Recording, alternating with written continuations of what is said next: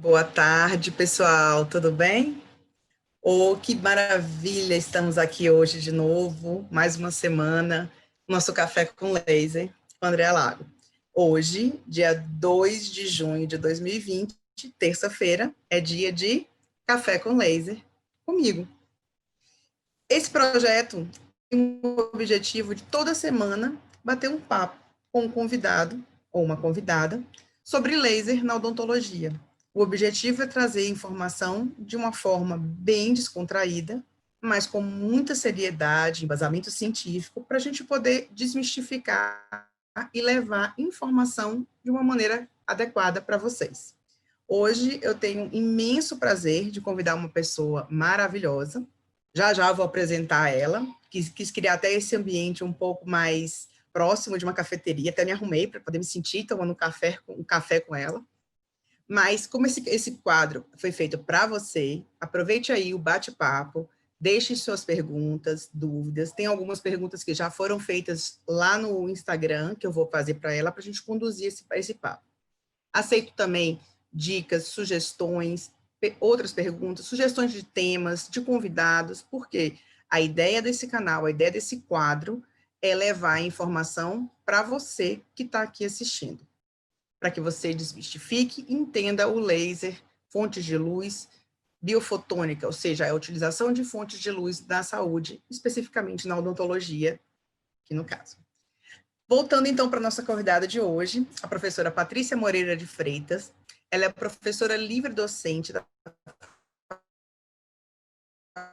Faculdade de Odontologia da Universidade de Laser, Laboratório Especial de Laser e Odontologia, da USP.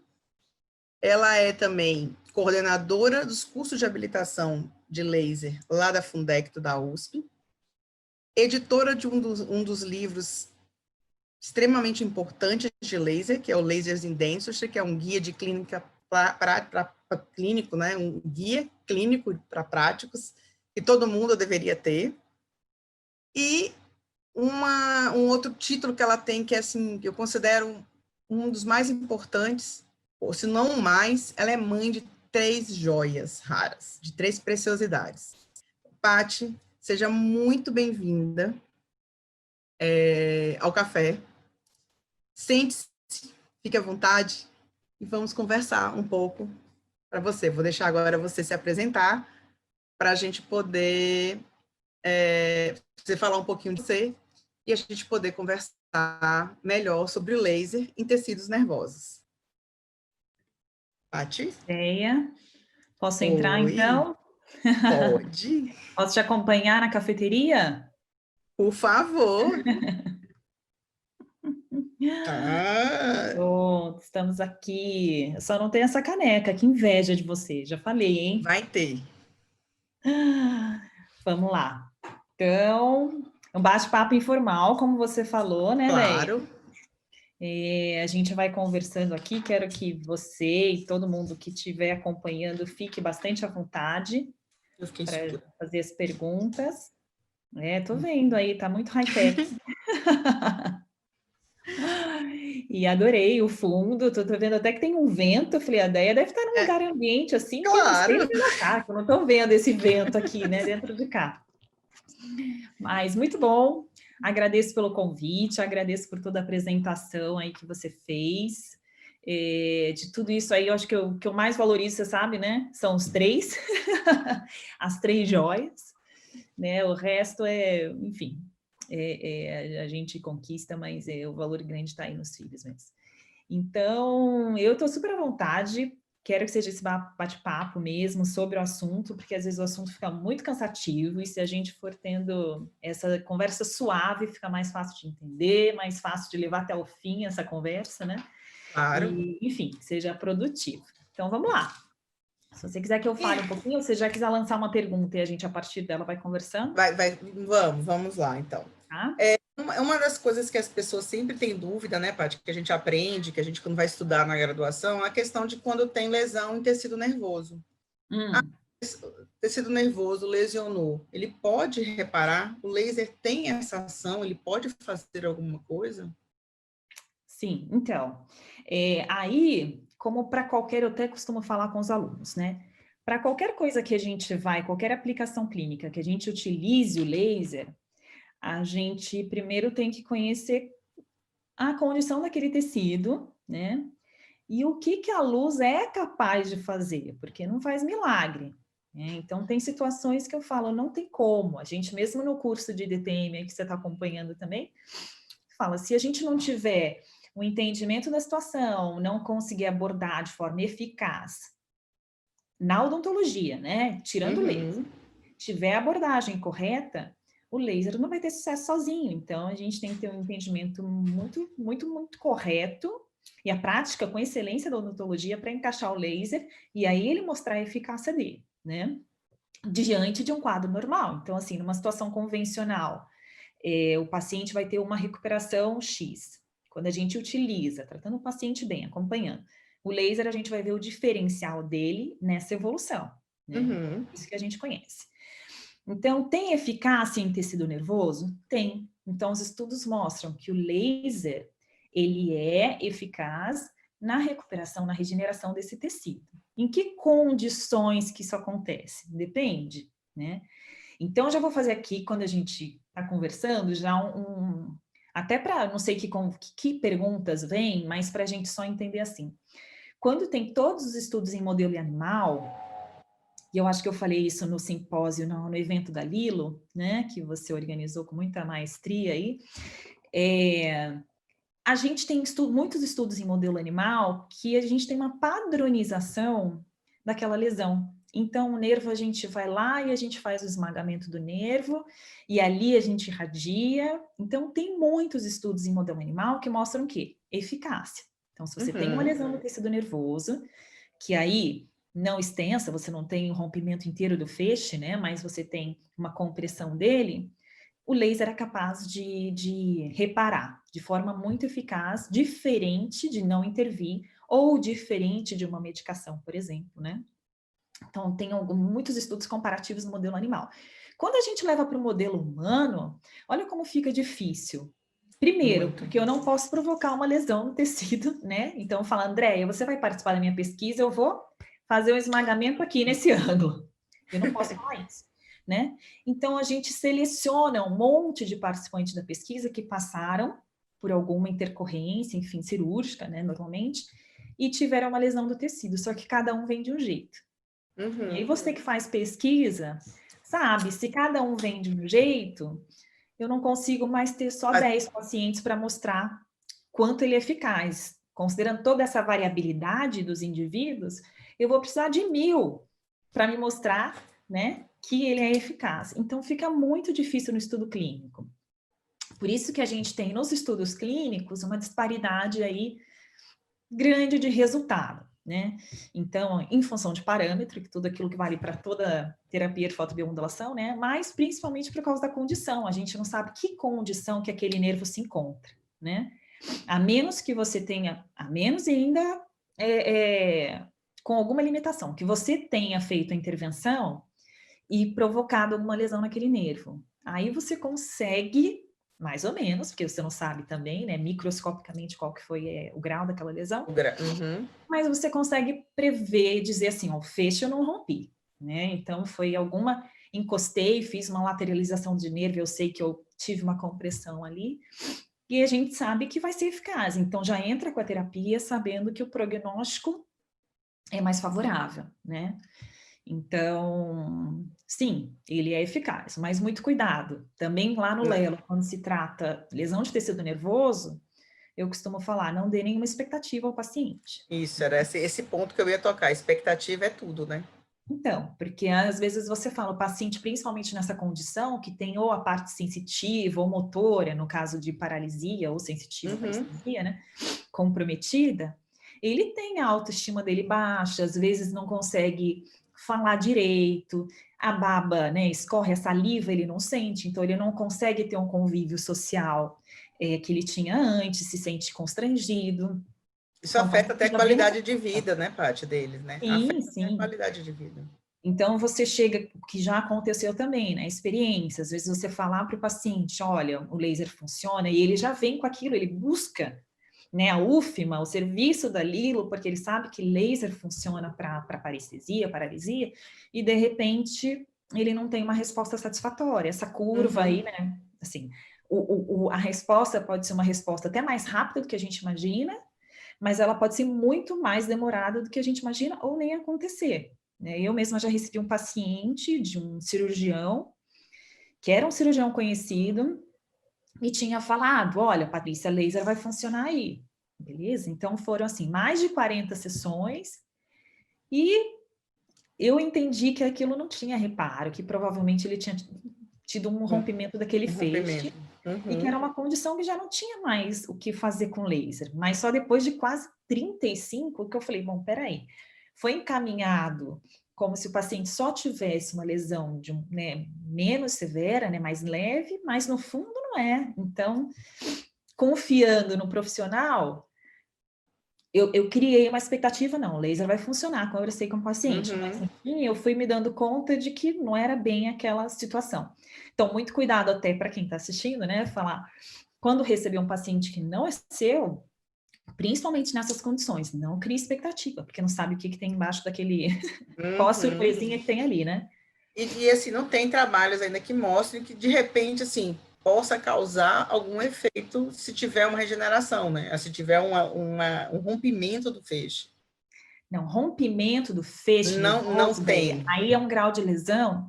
Não, tem com laser de alta, eu vou falar o quê, né? Quando você tem um rompimento do feixe por completo, que seria uma neurotinese, aí é indicado microcirurgia, né?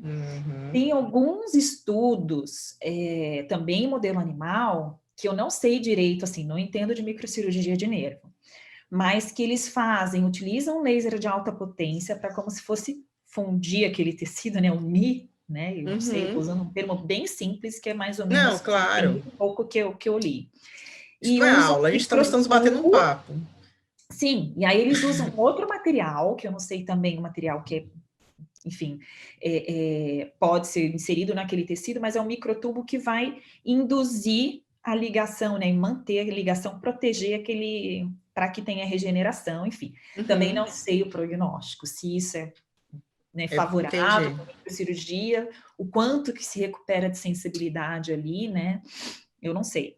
Mas laser, para quando você tem um grau de lesão severo, eu realmente não acredito que você tenha, até porque os trabalhos com laser falam, para que você tenha um reparo desse tecido, você também não pode ter uma distância muito grande, ou seja, né, um rompimento grande, uma distância muito grande entre os cotos, né, o coto proximal que fica indo para a região do núcleo, né, do corpo do neurônio, ou o distal, que é o que é.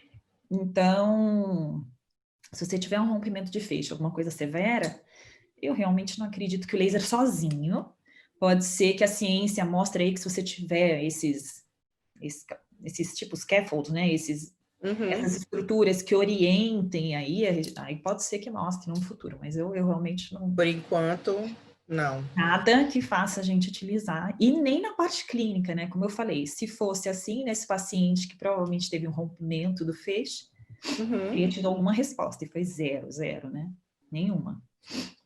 E tem relação de quanto tempo teve a lesão para a gente ter um efeito melhor na terapia de fotobiomodulação? Quanto mais recente for detectado, melhor é o prognóstico, não é isso? Isso. Então, Déia, eu vou falar de um trabalho, a gente fez um levantamento do Lelo, que você conhece também, e um levantamento que a gente pegou 125 pacientes que foram irradiados com o mesmo protocolo, e a gente viu como é que eles se comportaram, né? Então, em relação à idade, enfim, tinham vários parâmetros que a gente tentou correlacionar com a evolução clínica. 125 pacientes são super poucos, porque na hora que a gente separou por faixa etária, a gente viu que eu posso ter uma resposta muito diferente de um jovem de 19, 18 anos, enfim. E alguém de 80 anos diferente de mim também. Então, a gente viu que realmente precisava de mais. Mas esse trabalho sinalizou para a gente que até 3 meses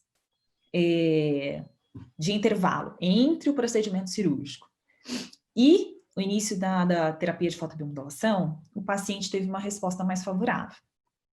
E outro item que favoreceu, mas isso é, né, muito, muito mais claro para a gente, é a idade do paciente. Então, pacientes jovens tiveram uma recuperação melhor do que pacientes com mais idade, né? Mas a questão de tempo mostrou isso que até 3 meses. E se a gente for ver na parte de reparo de um tecido mesmo, isso é importante para qualquer tecido, né? Então, no momento que você tem uma agressão a um tecido, quanto mais rápido você induzir aquele reparo do tecido de forma mais organizada, que é o que o laser faz, ele acelera e acelera de forma organizada. Então, quando tem trabalho com fibroblasto, né, colágeno, você vê que aquele tecido se forma, né, tem uma formação mais rápida e organizada daqueles fibroblastos e tudo.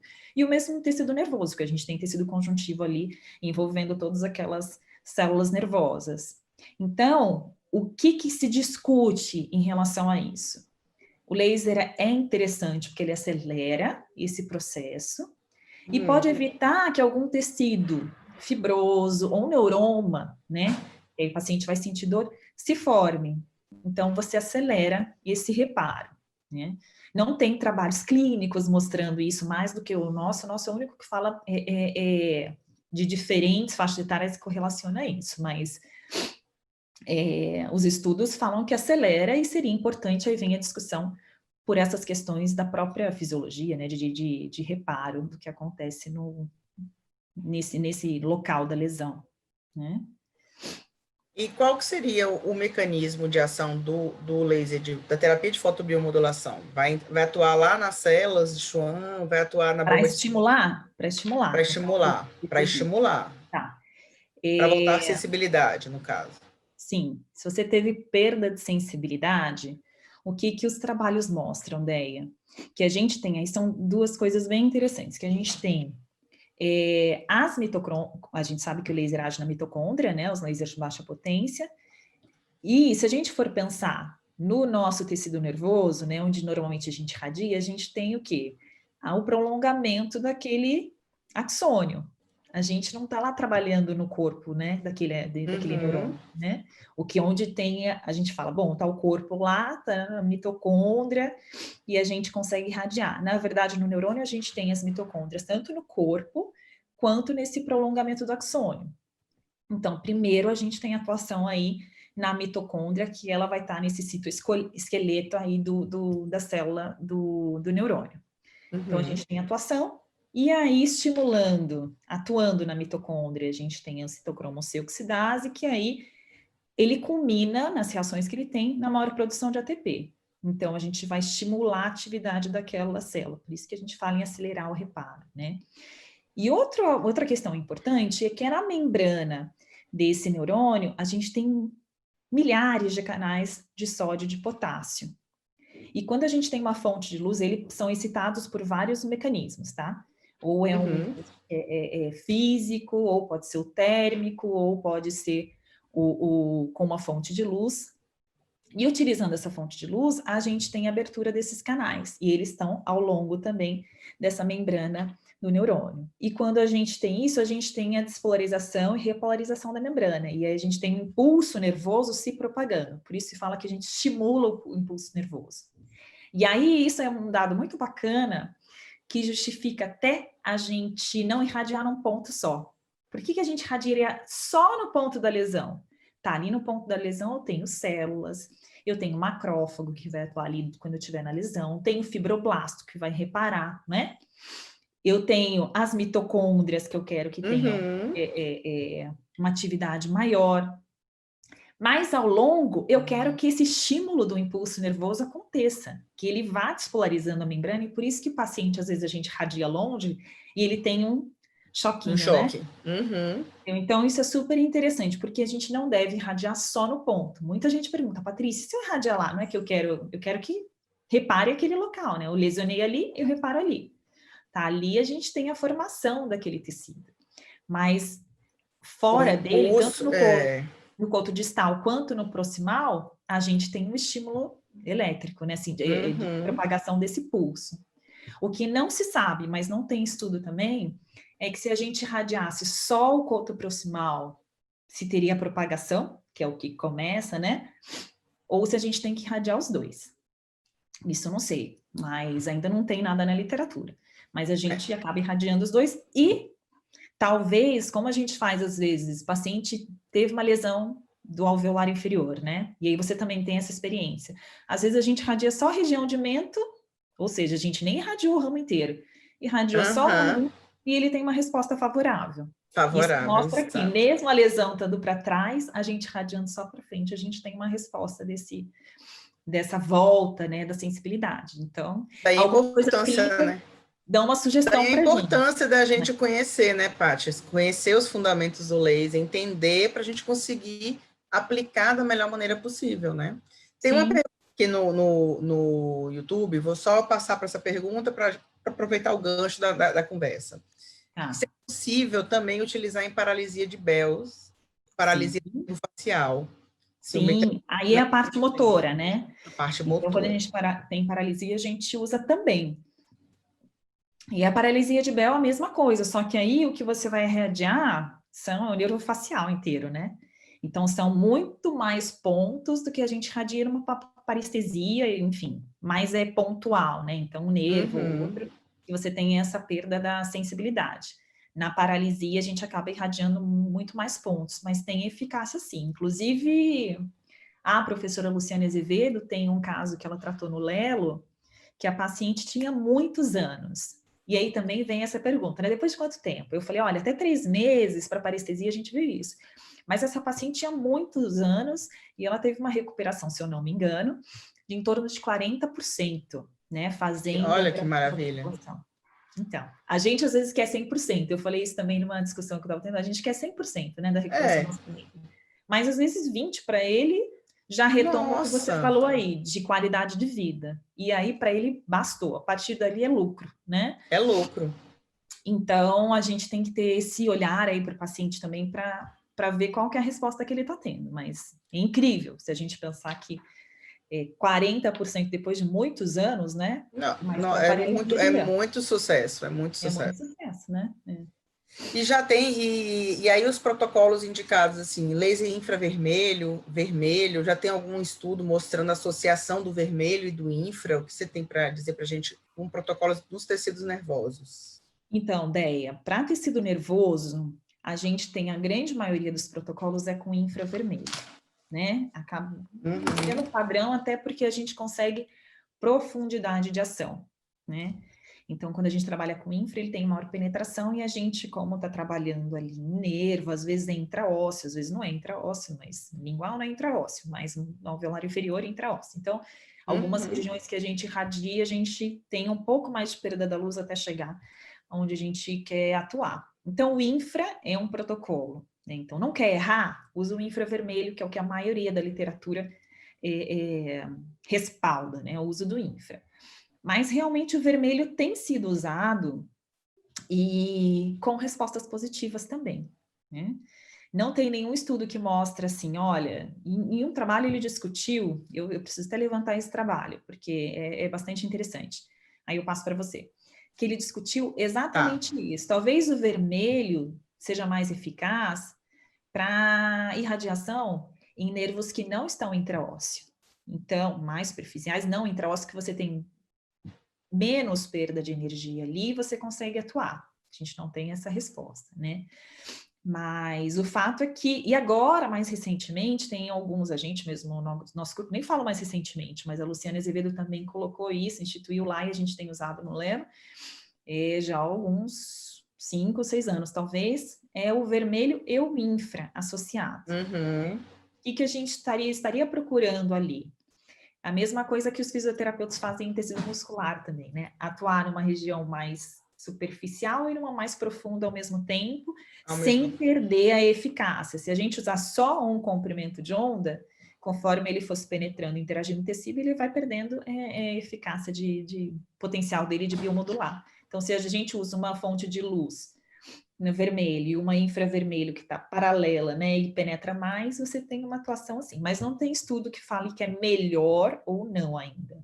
A Luciane Azevedo também, se eu não me engano, está terminando o levantamento e a gente deve ter essa resposta se isso se equipara ao infravermelho sozinho, entendeu? Mas a gente... E o que é interessante? Às vezes você está fazendo um protocolo padrão, né, com infravermelho, irradiando o paciente, e ele chega num platô ali de resposta clínica, ele não está evoluindo mais. É interessante você ou mudar o protocolo, né, com infravermelho, ou mesmo você começar o estímulo com outro comprimento de onda, que seria um vermelho, e avaliar se ele está tendo uma resposta diferente. Isso é muito comum, o paciente responder, também ter uma evolução com a mudança de protocolo. Né? O que você não pode é ficar irradiando 50 sessões com o mesmo protocolo sem ter melhora. Mas se você irradiar 3, 4 sessões, verificar que já não está tendo mais melhora nenhuma, né? Nem quando o paciente entra, sai do consultório, fica em casa, ele não fala que não tem mais, né? Como se não estivesse fazendo nada. E você não tomar uma atitude de mudar o protocolo para ver se o estímulo ao nervo é diferente, se você tem uma resposta biológica diferente também, né? Aí tem uma pergunta aqui, Paty, como é que são avaliados esses estudos, a melhora do paciente? Seria aqueles testes de toque, de sensibilidade com agulha? Seria mais ou menos isso? Então, na verdade, no clínico você faz o teste com compasso, né? Você pode fazer com Von Frey, que são aqueles filamentos que você compra, é super baratinho. E aí você faz com diferentes filamentos de nylon, diferentes espessuras, que aí o paciente vai sentindo, né? Ou com compasso de uma ponta ou duas pontas, você também pode fazer. Com pincel, são os mais comuns na clínica. Tem a agulha que a gente faz também movimentos ao contrário, né? Para o paciente ver se ele sabe para cima, para baixo. Onde né? que tá, e algum estímulo que você faz, né? Você pode fazer com uma ponta de compasso, ou você pode fazer com uma agulha, enfim. Mas algum estímulo. Quando você vai para laboratório, tem testes mais específicos. Mas aí você demanda também muito mais tempo clínico. Então, o paciente fica uma hora fazendo, é o que a gente faz em pesquisa. Mas na prática clínica são esses testes mesmo, que eu acho que o que mais tem relação, que se faz na pesquisa, são os de Von Frey, os filamentos, que você pode usar, é acessível para qualquer dentista. E você consegue ver a sensibilidade com diferentes diâmetros, né, de um fio de nylon. Então, você vai deixando mais específico aquele contato, ao invés de só uma agulha, né? E é bem importante que a gente anote isso nas fichas, né? Deixa anotado como é que ele chegou, até onde o grau, de onde ele sentiu, onde ele não sentiu, e vai anotando e registrando essa melhora ao longo do passar do tempo, não é? Para a gente ter esse controle clínico. Ou não? Eu acho que a Paty travou um pouquinho, mas coisas do ao vivo. Paty? Aí, gente, então, só relembrando, a gente deixa a conexão dela, ver se ela volta. Façam suas perguntas, deixem suas dúvidas, sugestões, próximos temas. Semana que vem terá uma convidada bem especial também, com um tema bem pertinente. A conexão da professora Patrícia caiu, mas ela já vai voltar para a gente retomar a nossa conversa. Espero que vocês estejam gostando. Está bem descontraído, está bem com muita informação. Podem continuar a pergunta aqui, eu vou tentar chamá-la.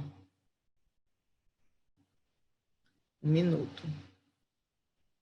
É o tempo que vocês fazem as perguntas.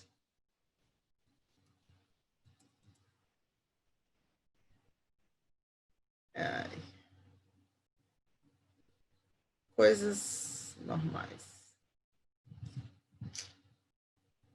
Deixa eu ver se tem mais alguma pergunta aqui.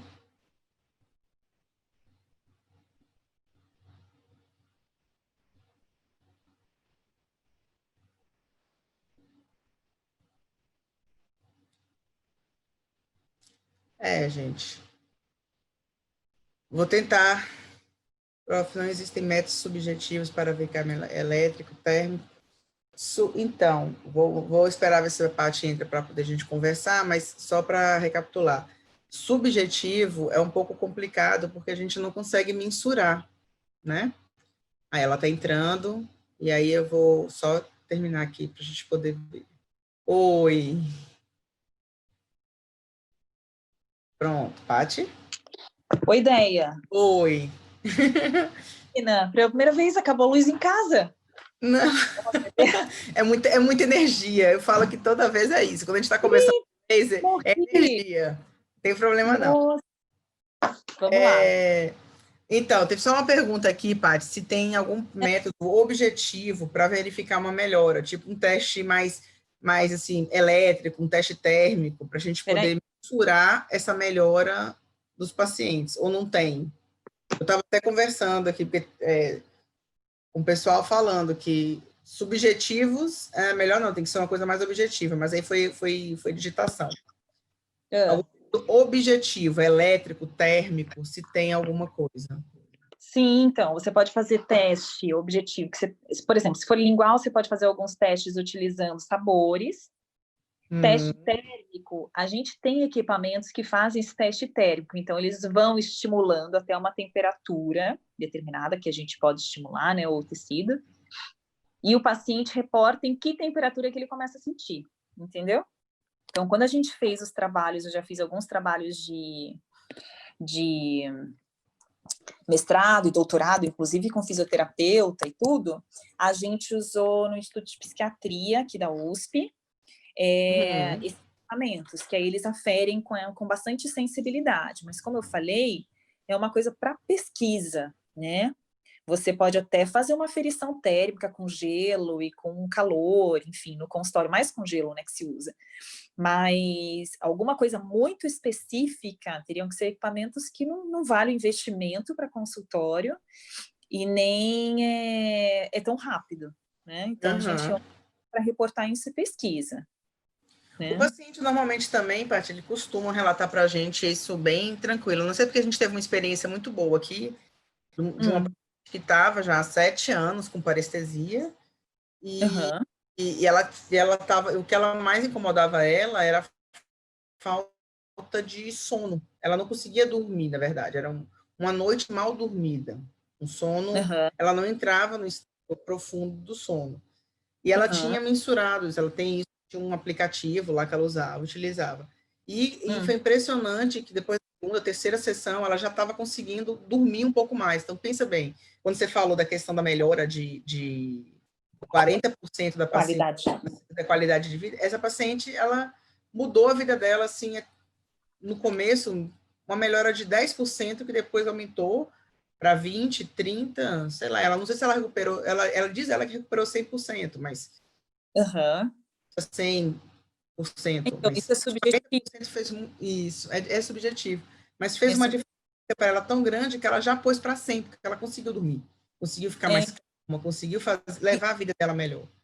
Isso que a gente fala, assim, então, teste em consultório, eles normalmente são mais subjetivos, você pode até fazer com escala VAS e tudo, mas na parte clínica, apesar de a gente ter a subjetividade, né, dos testes, o paciente vai dizendo para a gente, é diferente de trabalhar com modelo animal, o paciente vai dizer para a gente, olha, eu estou ótima, isso aqui já mudou minha vida do 0 para 100, mesmo eu tendo uma recuperação, né, uma volta aí de 20%, 30%. Mas o que a gente quer realmente é que recupere o máximo possível, e isso a gente vai vendo na resposta clínica mesmo, também nessa curva, então, de evolução, né? O que não pode, como eu falei, é deixar estagnar, ou você para, porque realmente não tem mais eficácia ali, ou você muda para protocolos que você conheça. Para isso, você precisa dominar muito também a técnica, né? Entender do que faz, onde você está irradiando. Eu costumo falar, não é isso, você não delega para alguém que não é da área de saúde, ou que não é de odontologia, que trabalha na região, que não sabe a anatomia da região. Exatamente. Uma auxiliar sua, olha, para uma paralisia de Bell, que é o exemplo que eu dou, né? Que demanda aí uns 40 minutos, às vezes, de radiação da gente. Aí você fala, não vou ficar tanto tempo, eu vou pedir para minha funcionária fazer. Normalmente as pessoas que não são da área não têm compreensão da anatomia, onde está irradiando, por quanto. Então, é difícil. E aí a resposta clínica pode não ser. A que a gente espera. É importante você que tem entendimento, compreensão daquilo, fazer e sabendo da terapia, né, conhecendo, ver qual que é a evolução clínica que seu paciente está tendo.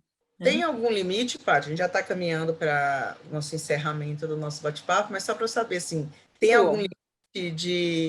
não, estamos caminhando assim, estamos caminhando, devagarzinho. Vou pedir ao garçom chegar com a conta, você quer comer alguma coisa? Eu quero ir até ir nesse calor, hein? Vem. Tem algum limite, assim, até quantas sessões a gente pode fazer para a gente poder decidir assim, não, chega, não vai dar resultado, eu vou parar por aqui? Não, Deia, olha, olha que interessante, um dos feedbacks que eu tive lá da apresentação no congresso, no encontro da Lilo, foi exatamente isso, né? De uma pessoa que falou, olha, a gente tem um mito na cabeça de que são 10 sessões e 10 sessões, né? E a gente mesmo fala, olha, a gente tem uma média de 10 sessões para a gente avaliar a evolução do paciente. Reavaliar, isso. Reavaliar, exato. Isso. Né? Reavaliar. O que pode ser, às vezes, com 7 sessões. Quem tem mais prática já vai vendo, não está funcionando nada, vamos mudar na 7ª, vamos trocar isso. Mas tem paciente que evolui bem com 15 sessões, 20 sessões, e tem paciente que precisa de... Você viu que deu um... Aqui, hoje não é um bom dia. Não, sim, estamos energéticas. Ai, meu Deus. Então, e tem paciente, nunca aconteceu isso, que evolui com 40 sessões, né? E agora aí você vai falar, bom, mas eu devo ficar com meu paciente quantas sessões? Seu paciente vai querer que você fique com ele enquanto estiver evoluindo bem, né? Ele mesmo vai falar, olha, eu estou me recuperando, eu estou já no caminho, na metade do caminho, eu já cheguei. Aí você vai falar, olha, eu vou parar porque a gente já atingiu 20 sessões. Não, né? Você faz mais 10.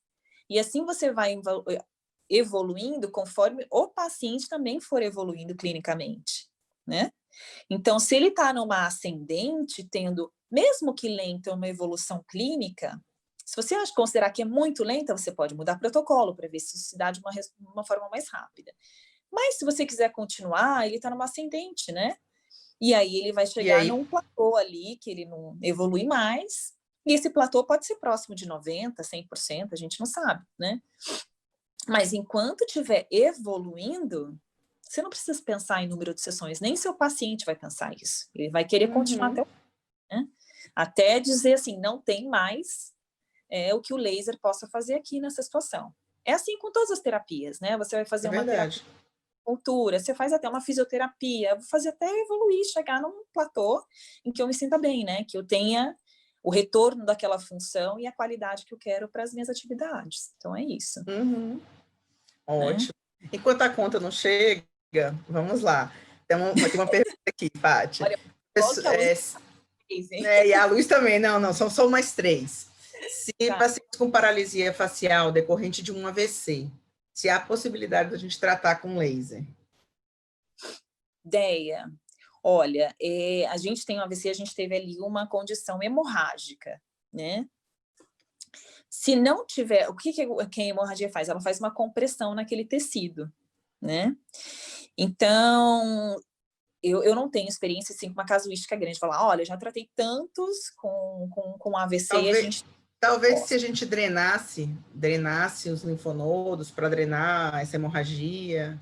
Então, primeiro você tem que ter uma descompressão daquela área, né? E aí você vai atuar com um profissional da área médica para que você tenha uma intervenção e descompressão. Você tendo uma descompressão, que é o fator que vai estar causando ali aquela questão da paralisia, principalmente, né? A compressão desse extravasamento desse sangue no tecido, eu acredito que você pode ter alguma recuperação, né? Não sei se nem se completa ou não, mas você pode ter uma eficácia ali da terapia de fotobiomodulação, sim, mas tirando o fator principal, né?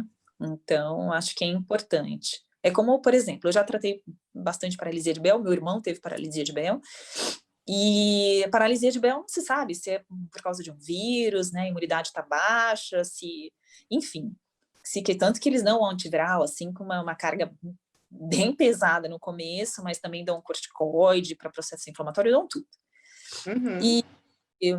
Mas a primeira atuação realmente é essa. Se é por um vírus, vamos eliminar, né?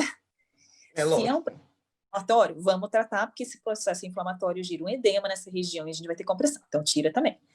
Então, a gente precisa eliminar isso. Então, acredito, se foi por uma questão hemorrágica, enfim, a gente tem que ter essa parceria com alguém da área médica para a gente ter essa região com menor compressão, para a gente poder atuar de forma que tenha algum benefício, né? Mas eu não tenho realmente uma casuística grande para dizer se é muito eficaz e o quanto que se tem de recuperação, né? Eu acho que essa conversa com o médico é bem interessante nesse momento, para ver qual que é o grau também, né, de comprometimento desse paciente.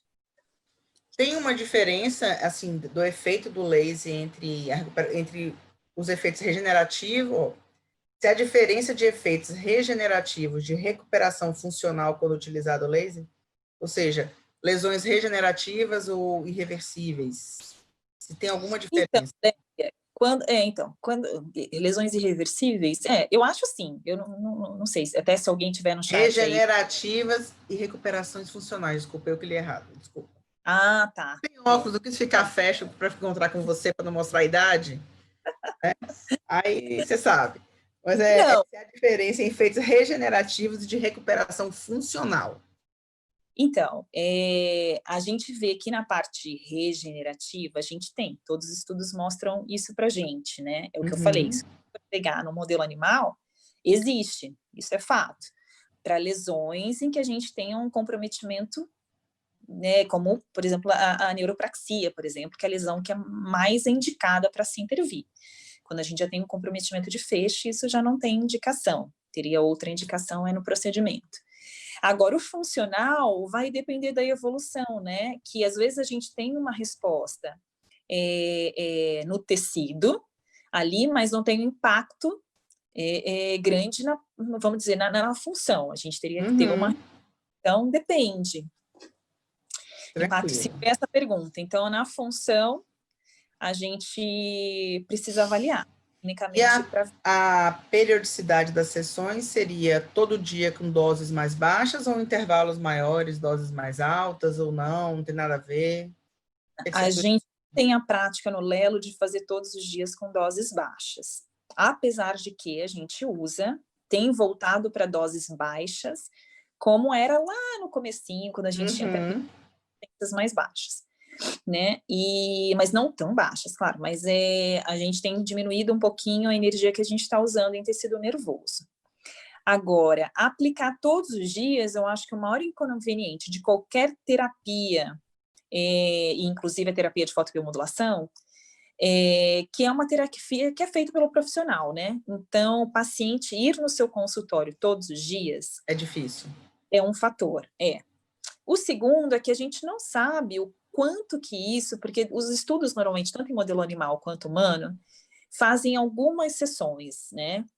E no modelo humano a gente vê que são 2 vezes por semana, 3 vezes por semana, tem grupos que trabalham 1 vez por semana, mas a gente não sabe se irradiar todos os dias, a gente poderia estar sobretratando aquele tecido, né? Ao invés de dar um tempo dele ter o processo dele de todo biológico, recuperação. Todas aquelas ações, aí ter recuperação. Então, eu não sei. Eu vou só fazer uma comparação com uma paciente que a gente tratou de DTM. A paciente estava indo no Lelo 2 vezes por semana, e a gente fez 3 vezes por semana, ela começou a melhorar. A gente falou, bom, vamos tentar colocar mais uma sessão. Ela é funcionária daqui, da USP, se ela pode vir, a gente dá mais conforto para ela ainda.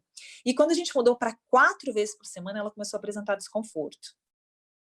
Então, você vê, a gente não tem nenhum estudo na literatura que fale isso, e o dela pode ter sido uma coisa também, que é um caso só.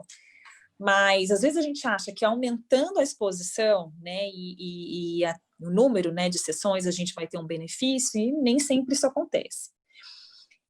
Mas eu acho que o principal fator é o paciente estar disponível para ir no consultório e qual o benefício que isso vai trazer. Porque, inclusive, nesse trabalho, nesse levantamento que a gente fez, a gente viu que de 2 para 3 vezes por semana não tem diferença.